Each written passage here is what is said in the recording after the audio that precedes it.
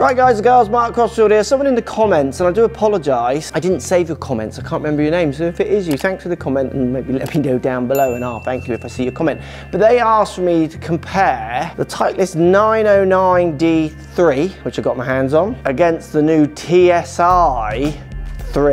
So in effect, modern v old driver. And anyone below in the comments, let me know, when was that released? I've not looked it up. I don't know when that was released. How many years of tech are we talking about? Maybe let me know in the comments. What's going to be the difference? Have Titleist made good drivers for a long time, or have they found a breakthrough with TSi? Should we find out? So notable differences to kick us off. You've got the silver face to a greyer top, where they've definitely gone much darker in their colorway in modern eras. We've also got that little kind of triangle chevron-y thing on top in the old, which I remember from classic Titleist days. I'll be surprised if that doesn't come back, where the modern one is branded with a TSi lineup. Fixed neck on 909D3, and it looks really clumpy and big and like it's got loads of weight in it, which just seems odd in modern club design. Like, it feels like it's made of metal. Like, why would you do that? Where we get the changeable neck in the Titleist, Loft and Lie independent of each other. I think they were the first one to move it that way, and loads of people have copied that. It has to be said. Titleist definitely innovated a change in that neck, even though they weren't the first to bring changeable necks to their clubs. TSi3 as well has this little sliding weight on the back to align CG to strike point more than shot shaping. You might use it a bit for shot shaping, but Titleist are saying, like, if you strike it a bit out the heel, bit out the toe is where you get your best shots from.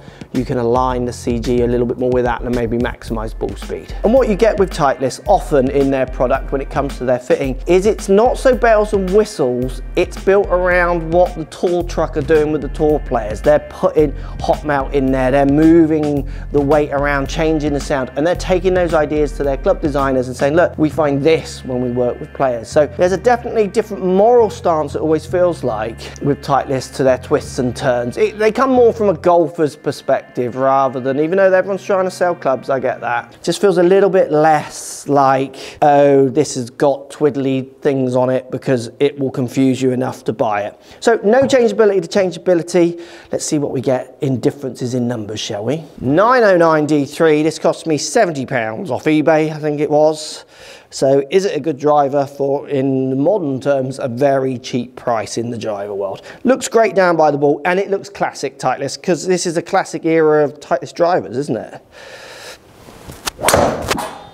And it feels good, it feels titanium, it feels solid, it feels strong. Maybe let me know what you think about the adjustability. The adjustability is all good for the fitter on the club, but again, I think so many golfers' variables are so big and the adjustability is so small in what it does. Apart from the loft change is good, that's a real, for something you can see a difference in. I don't mind that everything's fixed. There's a part of me that feels like we're going to go back to fixed at some point, because obviously the manufacturers are going to end up, well, they're already stuck, so they're going to have to just go round in circles and kind of make old new again, which we've seen with wedges and putters and a bit in drivers as well. What I noticed with this Titleist, which is interesting, I've done it with that one, is I catch it off the top a lot. I have no idea why I catch it off the top. Like, I don't catch it off the top of hardly any clubs. So like, I'm getting a few strikes up here, and it's not really any shallower. It looks shallower, but it's not when you put them like face on face. They're literally identical. I don't know what it is with it. That was a 150 ball at nearly 110, because I just basically skied it. And I don't really sky drivers.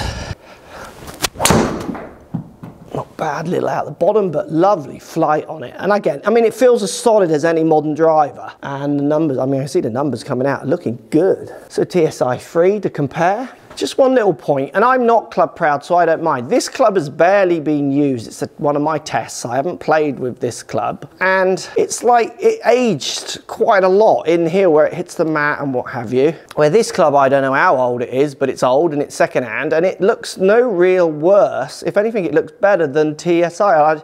I do think people who obviously play the second-hand game, and again, this wouldn't stop me buying, I wouldn't care, because I don't even put head covers on my club, but this is definitely, like, because it's dark, that is coming off and it looks aged quite quickly. TSi looks great, a bit rounder shape. That's a little bit more flattened down, but even though I've said the depths are the same, it looks flatter, like more stretched back a fraction.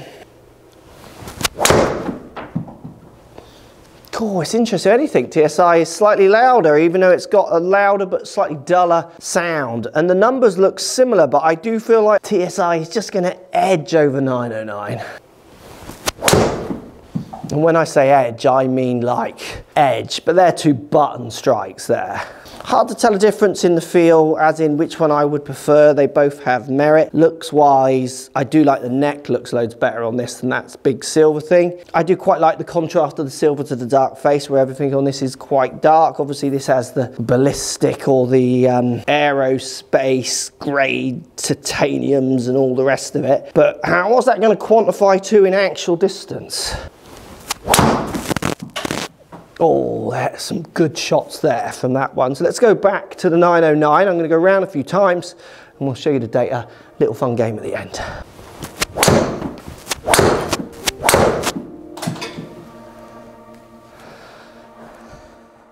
So let's take a look at these numbers. We've got, on the two data sets, it was slightly tighter with the 909 to the TSi, but I wouldn't see any reason for that. Sometimes in these reviews, people say, oh, look, that one was tighter dispersion than the other. I just don't think I could repeat that. If we just keep doing a test over and over again, that will just keep flipping. I don't think you're going to see a difference in MOI between these two, or in those turns as well, dispersion. That's going to be my variable playing out. Personally, that's what I feel. So 2 mph ball speed, there's the edging with TSi. I do feel like I can edge that out, bearing in mind I did hit slightly higher on the face. It felt like, yeah, look at the strikes are different on average. That's going to be to do with the CG placement. I'm a CG hunter, so I track it if you give me enough shots. Club was moved at the same speed. Loft was very different, which is interesting as well. Even though these are lofted at the same, delivered loft on that batch was not the same. But the launch was within 1 degree of each other with the standard deviation overlapping. Spin exactly the same, don't see a difference there. And we're seeing 5 yards difference, but this has a 7-yard standard deviation where this has a 3. So yes, you can see the TSi definitely is edging that. There's the edging I see, but at the same time it can be at the bottom end. And the averages are so close. For 70 quid, that's a great driver. Titleist have been making great drivers for years, we know that. I do think TSi is an edging out there, but it's only an edge. So over X amount of years, again, with all the manufacturers, seeing an improvement is so tough to see, and I think if you get players with bigger variables in there, again, it'll be so hard to see. That doesn't mean I wouldn't drive that. I've set my green at 320. Anyone who watches my videos, I've got beef with a green at 320. Can I hit it with either of these drivers? If I had to bet, I would say no. I'm not swinging my fastest today, but also that's the only one that's got a chance. I think this one just isn't going to edge it enough, but let's see. As always, we'll add these numbers to the data set at the end to see if it changes them. Oh, I'm gonna have to speed up. The only other thing as well, which is slightly interesting, and it might, again, it'll play out, is that the 909 feels a little bit more fadey, and I do feel like it sits a little bit more open, maybe. Doesn't sit quite as nice. I do know open sitting drivers was what people were craving a long time ago in certain models. Right, 320, 909, can you? I don't think you can. If I don't sky it, it might have a chance. So that was out the bottom, so it's going to spin loads, unfortunately. It's a 158 ball. It did spin at 3.5, so that's not getting anywhere near. That has nothing to do with Titleist. I moved its club, it built at 111, so that's got the ability to get close. I just need to not hit it out the bottom or the top. Again, I didn't quite strike it. See, I'm not really turning this one. I'm gonna have to work to turn this. That's a better shot, but again, it's still not the right strike. 157 ball, 164, 3,000 spin. As well as I do this, listen to the language I'm using. 3,000 spin, the one before that was in the 3,000s, but I'm hitting it in a position that spins more. That isn't the shaft, that isn't the club, that isn't the loft, that is my delivery, and that's where a good fitter should be able to help you with those ideas, which is where, again, for me, a good fitting is done by a coach more than it is a fitter, because a fitter wants to sell you a club, the coach just wants you to get better, because that's really what they're getting rated on. You'll be amazed the amount of people I've seen hit shots and they say, see, look, I just spin it loads. Well, you will in that part of the club. Just imagine if that ball span round at 2.5, struck like that. As soon as I strike anything in the middle or near the top, it's going to spin at 1.5 and just fall out of the air. Your tolerances are nowhere near as tight as club fitting manufacturers and lots of YouTube videos try to tell you. It does baffle me, that one. There we go, I tried to turn that and look, it's still straight to slightly fading. This is a fade machine, this club. And there's getting decent numbers for an old driver. Well, 270, 159 ball, 29 spin. Again, I didn't quite strike it where I need. We'll come back to that one, but yeah, TSi's got more chance, I think. TSi3, can you get me that green at 320, me old friend? There you go, there's the turn. That's a nice flat flight. That's 112. Oh, we're getting close. See, we're getting close. I need to get it about 310 to get the front edge. That's 302. 161 ball. And this is a common pattern with these videos of old v new. It's edging. We're seeing 1 mile an hour difference, 2 mile an hour difference here and there, subject to all the other many variables. We're seeing 4 yards, 7 yards, 2 yards, which again will be so hard to find as a gain out on the course. So where the envelope is being shifted, it's tiny, and this is over a massive period of time. Bearing in mind, most manufacturers have a 2-year, 18-month, 2-year kind of cycle of products, which is what gets their sales in the place they need their sales to be. Shift that envelope in 18 months. Yep, get those marketers clicking those buttons.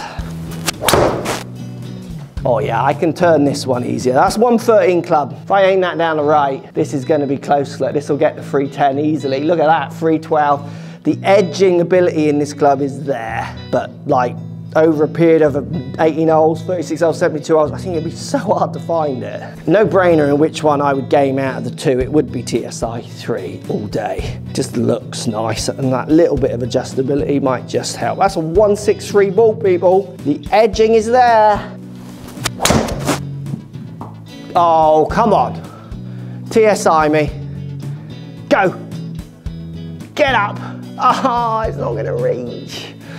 302, 163 ball. That is close, isn't it? Slightly bottom struck, so we're now edging. Look, again, we're edging. Look at this. You can see the edge there. Ball speed's just changing. Spin, again, the Titleist T3, because I cut it. I'm gonna hit a few more with that because I'm gonna really try and get the spin down with a draw. And now we're edging out that little bit further, but still the standard deviation overlaps these, which you can see from the 2 circles, but there's plenty of edge in there that you might wanna buy into. What do you reckon in the comments? 909, if I get this one drawing, will it compete? It's not gonna come back. Definitely feels like, I mean, if you wanted to aim up the left with this, you would have every right. 159 ball, didn't strike it great. There's plenty of help. Right, draw ball. Oh, we've got a little bit of a draw. I didn't get it out the middle, I'm afraid, so it's not gonna be the longest, but it's doing all right. 159 ball, just one more. That 320 green is really starting to get on my nerves. That ain't reaching anything, it like that. 112 club. Getting that last one, Old Tech 158 ball, which is basically my average, and that is on a miss hit. Just one more with TSi3, because we got close there, didn't we? Just one more. Thanks for watching. Which one would you buy and why? How good did that surprise you? Or are you now realizing that old v new, the needle isn't really moving far? The needle moves with you, which you can see from these tests. Like, I am moving the needle more than anything that this club can do through where I hit it on the face. That's going to go left, but that's got the speeds. That's reaching. Just hit the target with it. That's going to go to 310. Over 312. That's 163 ball. Biggest difference between these 2 drivers for me is it feels the ability for this one to be more neutral and me get the shape out of it. The 909 just feels like an absolute cut machine, and I'm not gonna maximize any club that's a cut machine because I'm a high toe striker. Like, if you're getting middle to more heel, hitting a knife with plenty of speed, that's probably a dream come true, which is kind of the market it was going for then. It's interesting. TSi3, I reckon, is a better all-round club because it allows you to come out more. Oh, it's got the speed, but it struck so bad. Just one more. I definitely should get some hoodies made up, shouldn't I? Just one more. Last one. That's a 162 ball. I did not hit that great. That's gonna go, oh, here we go. I thought that was going to turn left, it didn't. That has to get on there. Get left. Get left. That's on.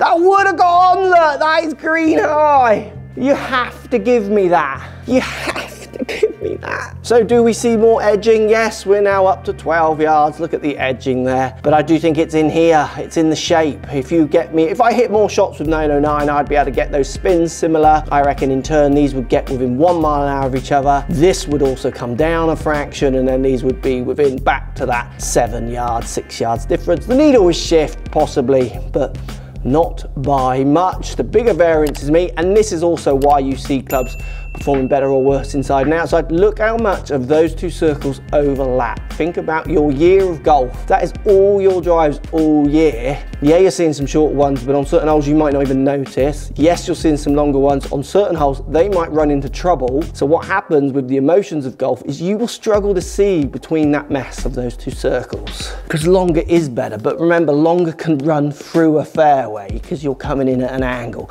Longer can mean you can reach the hole in two equally, and shorter can mean that you end up hitting a fairway and it doesn't reach a ditch or it doesn't get stuck behind a tree, where longer can. So in amongst those circles, there's so much overlapping. I think with the nuances of golf outside, it's interesting. I think you'd see, it'd be hard to see.